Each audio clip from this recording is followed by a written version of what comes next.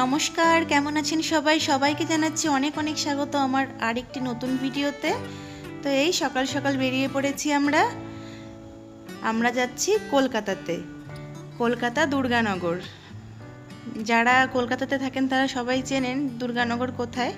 এটা হচ্ছে দমদমের পাশেই দুর্গানগর। ওখানে আমার জেঠুর ছেলে থাকে, দাদা বৌদি থাকে।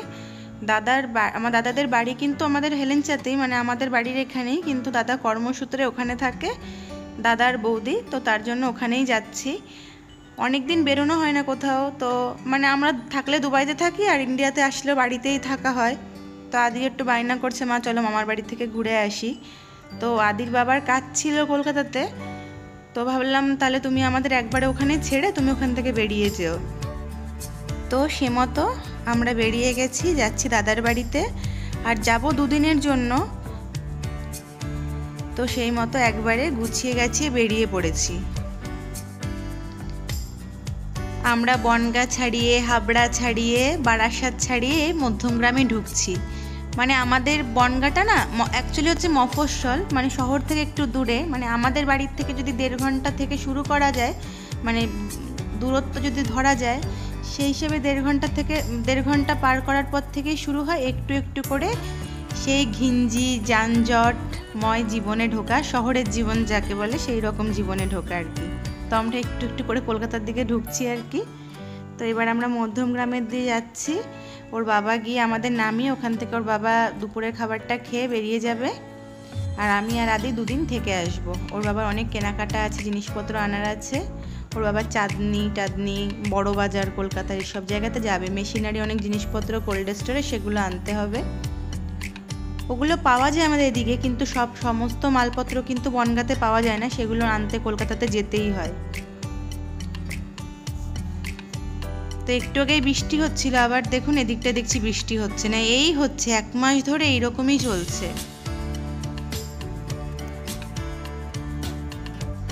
আর এই জায়গাটা দেখুন কত ভালো লাগছে, মনে হচ্ছে আর একটুখানি গেলে আকাশটাকে ছুঁয়ে দেবো আর কি।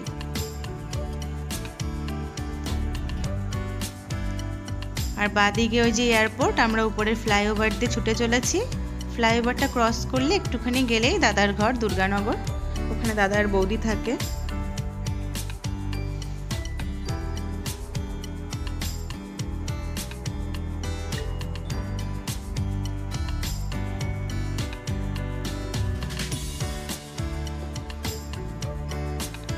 আজকাল কি বলুন তো, মানুষের জীবনটা অনেকটা না অন্যরকম হয়ে গেছে। আগে যেমন পুজোর ছুটি হলে, গরমের ছুটি হলে আত্মীয় স্বজনের বাড়িতে একটা আসা যাওয়া লেগে থাকতো, সবাই সবার বাড়িতে যেত, কেউ মামার বাড়ি, পিসির বাড়ি। আমি ছোটোবেলাতে অনেক গেছি, আমাদের বাড়িতে অনেকে এসছে, কিন্তু এখন কিন্তু সেটা হয় না।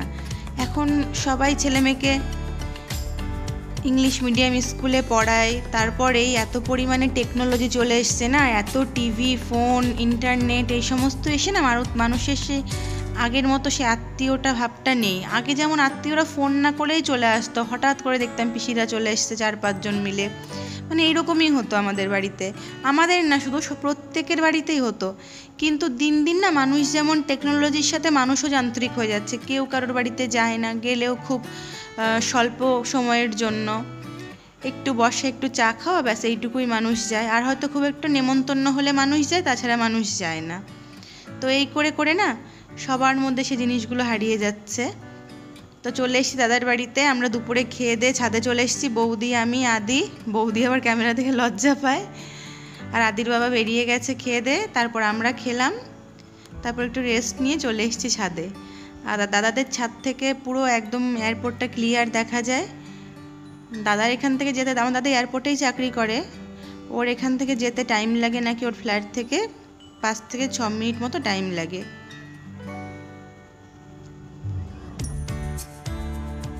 আর এই দেখুন শহরের সেই যানজটময় জীবন। ওর মামি আদিকে অনেক কিছু দেখাচ্ছে, কলকাতার অনেক কয়েকটা বিল্ডিং, বোধহয় বড় বড় বিল্ডিং এখান থেকে দেখা যায়, সেগুলো দেখাচ্ছে। আর বলছে এদিকে এটা আছে, ওদিকে ওটা আছে। আর আদির সাথে কিন্তু তাদের মামির ভীষণ ভাব, দুজনই বাচ্চা। ওর মামিও বাচ্চাদের মতো আদির সাথে খেলে, কথা বলে, ওই জন্য আদিরও ভীষণ প্রিয় ওর মামি। তো চারিদিকে দেখাচ্ছে উনি ওনার ভাগ্নেকে, আর আমি আমার মতো একটু ভিডিও করে নিচ্ছিলাম। দাদা আমি বা দিদিরা এক জায়গাতে হলে না অনেক গল্প গুজব হয়, তখন আর ভিডিও করার কথা মনে থাকে না।